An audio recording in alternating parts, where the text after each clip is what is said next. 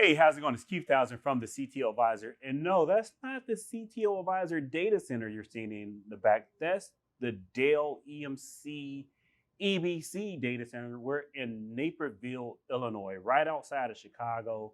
This video is sponsored by Dell EMC and Dell PowerOne. I have with me Conor Duffy. Conor, welcome to the program. Keith, I'm excited to be here.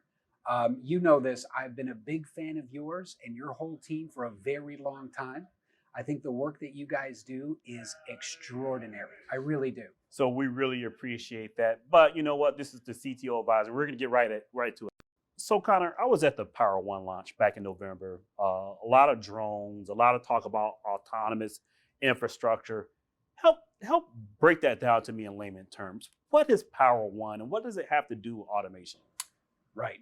So let me give you the most condensed description of the product, and then we're going to get right into the software because that's the most important aspect. That is the protagonist of our story here. So PowerOne is a completely engineered system consisting of best-of-breed infrastructure exclusively from Dell Technologies. Dell storage, compute, network, management, and services. So I haven't seen this in a CI system before. I haven't seen a CI system from one complete vendor. You guys have a history with CI. Yeah, that's right. Did you have to start over? It's actually a very important attribute. We've been in this business for over 10 years. We've been a leader in the CI space. So we have a lot of best practices, process, and knowledge when it comes to engineering and designing and supporting these systems at scale in the field.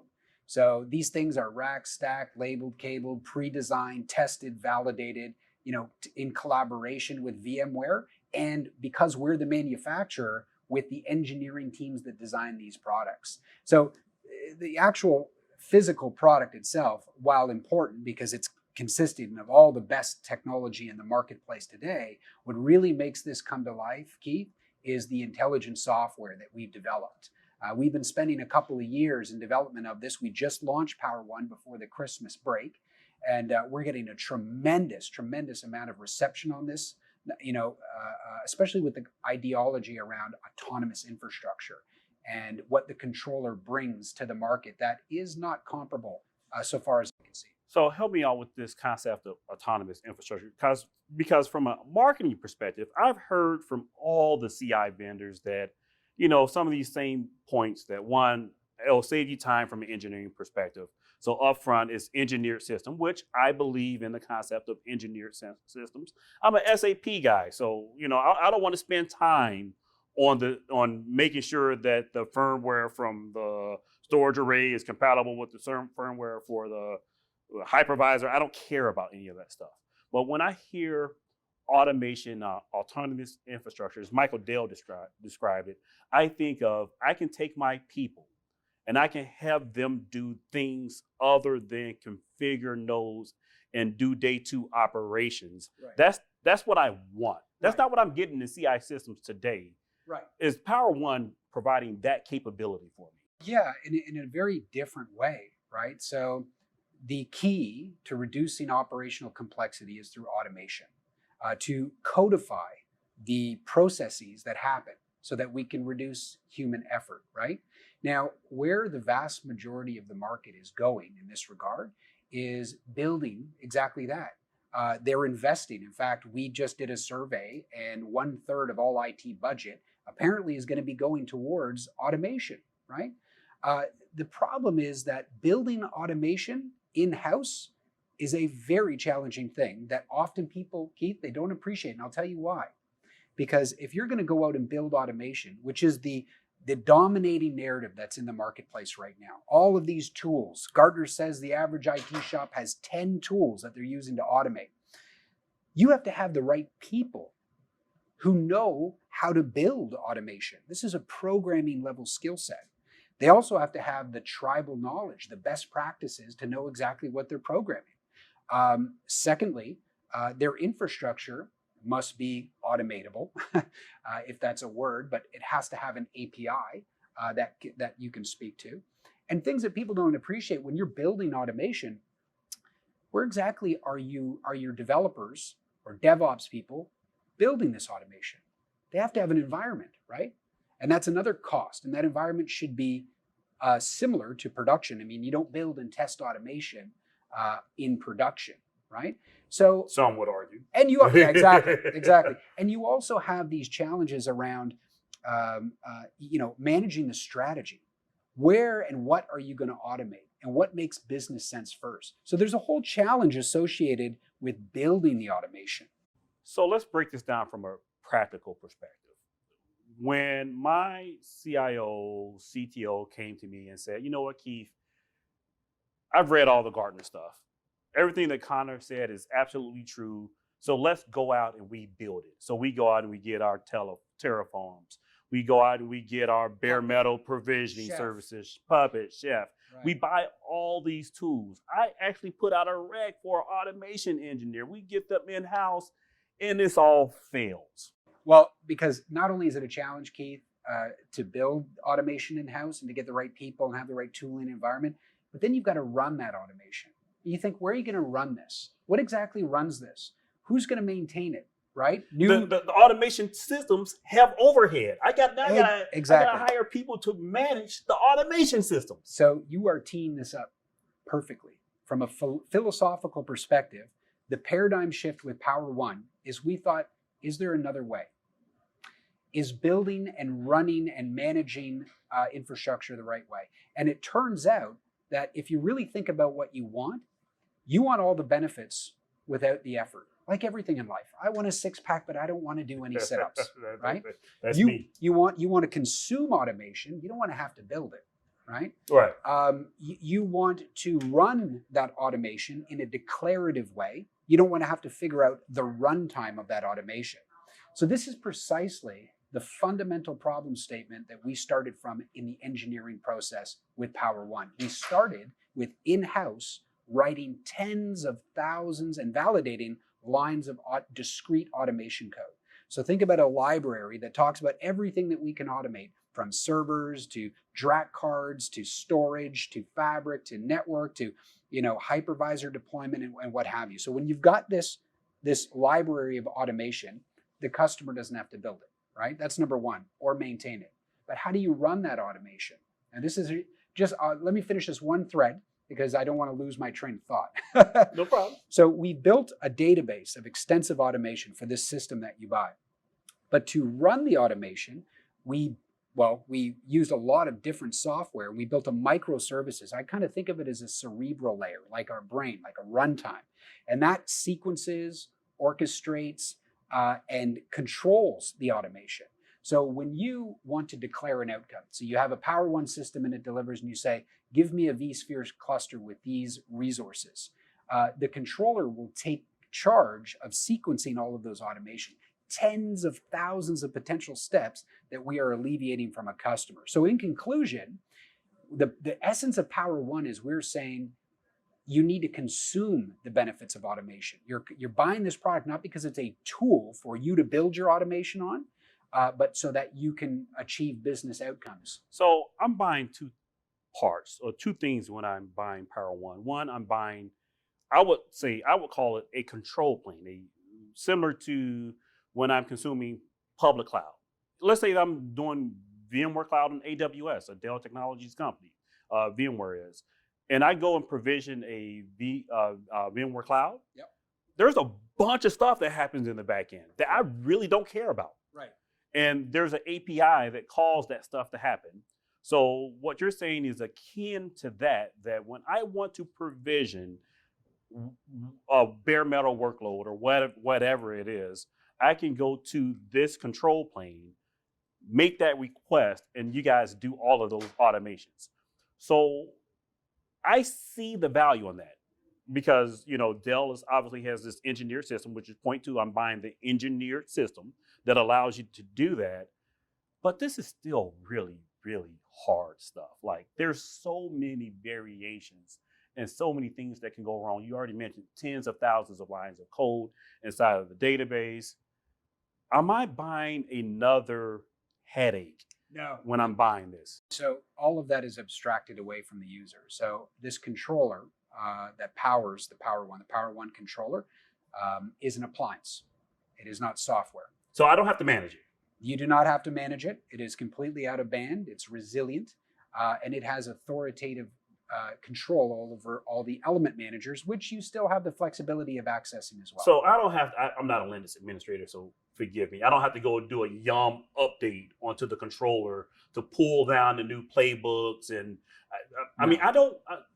Again, I'm weary of these types of systems. I don't want to manage. I don't want to have to open a rec for a PowerOne administrator. You're telling me Dell is doing that stuff for me? Yeah, absolutely. And so there's two ways that you can interface with the appliance, with the PowerOne controller. The first one is through a Restful API that we expose. This is built with API first methodology. So this really helps to ease with system integration, process integration within an environment. And we also have a UI, an HTML5, a modern responsive UI experience that you can go in and provision. And the way I like to think about the PowerOne is it really is a vending machine of clusters, right? And all of the complexity is abstracted away. A lot of the complexity is abstracted away. And you're also looking at a system that can scale and be provisioned very, very efficiently and grow and scale resources independently. So I like this concept of an HTML5 interface, but what can I practically do with that? Like, give me some practical. What can my engineers do and poke and prod at in this interface? Right. To really simplify the experience, we've organized a lot of the features within the PowerOne controller into three key categories. It'll make it very easy for you and your audience to remember. So we have an unboxing feature set that we call Launch Assist. So what I want you to think about is just like a racing car launching off of the pole. So it's all about how quickly we can get you from 0 to 60, from unboxing all the way into production. So this is a wizard-driven experience that will allow you to get up and running very, very quickly. Once you're up and running, just like in a race car, you're going to have to take a pit occasionally, right? You need to change the tires, you need to do maintenance, and it's no different in the data center key. Code changes, software changes, firmware, network operating system, all sorts of components need to be lifecycled. And we have a capability called Lifecycle Assist. This is the category of automation within our UI or API that can be called on that will change the wheels. So you're talking single button systems, so hardware, hypervisor, updates of the technology. This is a huge burden that we're relieving from the customer. And finally is the expansion assist. So expansion assist is scaling the system, adding servers, adding storage, creating more clusters, new clusters to the system in an automated fashion. So there's launch assist, right? Unboxing automated experience, very frictionless, very fast. Lifecycle assist, getting in and out of the pits really quickly, doing all change management in an automated fashion. And expansion assist, which is dealing with ongoing amendments to clusters and resource propagation. So build, run, deploy, or some variation of that. But you've kind of you've opened yourself up for this line of questioning. So you've done it to yourself. Okay. Expansion assist. Let's talk about expandability because we're talking about CIs. When I buy a CI, where I've been burned in the past, is I buy a CI. It's this rigid configuration because it's an engineered system. And when I need to expand it, I need to buy another CI pod right next to it. Right. I'm going to put you to the challenge. Can I just buy, if I need more PowerMax, can I just buy more PowerMax Absolutely. or more servers? Yeah, absolutely you can. So let me maybe this is a good time to have a segue. But with automation. With automation, that's always going to be coupled with everything we're talking about, the software automation. So let me segue a little bit and talk about scalability. So right now, what's very popular in the marketplace as an architecture is what I refer to as symmetrically scaling systems, right? Right. So tightly coupled homogeneous nodes, so identical nodes, like our industry-leading VxRail is a prime example. This is a great fit for a lot of customers. The resources scale linearly. It's very simple to expand. And there is some granularity. You can scale the storage, independently, but it's not as flexible as you mentioned about just buying another storage for your VMAX. Like if I'm using 60% of my compute, 90% of my storage and I need a tremendous amount of storage. I don't want to scale that horizontally. I just want more storage. So this is for many customers, this is a problem that will make PowerOne look a little bit more ideal or suitable for their use case. You're in an environment where you just need 1 more terabyte of capacity. Mm-hmm. Now, in a symmetrically tightly coupled system, you have to buy an identical server with all those resources like CPU and memory, and it's going to consume network ports that you may not need. And software licensing. The software licensing is a big one because we know VMware in particular and almost every vendor license on the socket. Right. So you're getting all this drag that you didn't need and all the OpEx wrapper. You've got to deploy now and integrate that. You just needed 1 terabyte. So in an ideal world, you would want an architecture we call asymmetrical scaling. So you can scale storage capacity independent of compute. Now, sometimes, Keith, it's not that 1 terabyte more you need, it's that 1 IOP. So imagine being able to add performance independently. I just need another shelf of disks. Or resiliency. More disks so I can get more IOPS or whatever. Exactly. I can tweak it. But the key part in systems before allowed me to tweak that linear or even asymmetric scale, but I lose the integration of the automation. So we're going to bring these things together, right? We talked about the software and the controller. So ideally, you want to buy only what you need and scale those resources independently. And this makes a lot of sense for many customers where their storage is growing at a multiple to their compute. You might want compute clusters of different specifications, so build unique clusters. So you don't want homogeny, right? You want complete flexibility. And you also, Keith, want the flexibility of different types of technology.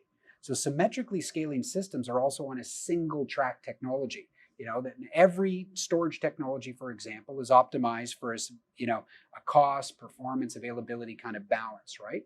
I kind of call it 3D scaling: scale up, scale out, and scale with heterogeneous technology. The problem statement with asymmetrical scaling in the data center is that you now have to manage all of those points. Yes. Right? It's very complex, and especially at scale, it becomes unmanageable. So, Conor, this is where automation and scale has broke for me in the past. I get configuration drift, and day one, the thing works perfectly fine. The next day, I upgrade some components, and now automation is broke because I needed to scale just a small piece of it instead of these big blocks. Right. So the PowerOne controller is designed to address that challenge, right? It's a fundamental value of the product. So I've talked about how this isn't a tool to build automation, that it's imbued with automation. It's also imbued, and we've codified industry best practices, configuration best practices. You don't have to worry about configuration incompatibilities and unknowns that often take down data centers, and the delivery of that. So over time, as you're going through change, the hardware infrastructure code, the middleware, so think of the hypervisor, all of this is an automated experience for the customer. So from an infrastructure standpoint, Keith, it's very much like the public cloud. The customer is not concerned from the hypervisor down. They're just concerned about their VMs, their applications running, and everything else is a service. And I keep saying that jokingly, that the PowerOne is very much like a vending machine of clusters. So the use case here is large enterprises, medium enterprises perhaps, really anyone that wants to do consolidation. Multiple clusters consolidating on a single system that can scale very, very efficiently, asymmetrically, and it's done in a repeatable, programmable way. Right? So you get this known, consistent outcome, and you don't have to do all of the work to build that automation. And that is what makes this product, in my mind, truly differentiated. And so far as I can see, there is nothing comparable in the marketplace today to that vision of a controller that has the intelligence. This is what we're calling autonomous infrastructure. Like an autonomous car, you get in and declare an outcome. Take me down the road. It handles all of the thousands of potential decisions to get you there fast and safe. Similar with our PowerOne controller. You declare your outcome. I need a cluster, or I need to scale it, storage independently, add more storage, add more compute. Maybe I need a cluster for short-lived. This is a perfect platform to host production, test and development in particular. It's a really squash shadow IT. because you can self-service deliver clusters, right? That is the unit of consumption with this platform. It's a vending machine of clusters programmatically. And with our API integrated comprehensively into your processes within the enterprise. Well, Conor, I really appreciate you giving us this overview of Dell PowerOne. I asked you some pretty tough questions. And if my questions weren't tough enough for you, our friends over at Gestalt Tech Field Day did a storage field day with PowerOne a few weeks ago. And you know what? The delegates did not go easy on the PowerOne team. I thought it was a really great conversation, great overview of the architecture. I hope we filled in some of the holes for you. And to find out more about Dell PowerOne, you can go to delltechnologies.com/PowerOne. And you can follow me on the web as CTO Advisor. Talk to you next CTO Dose.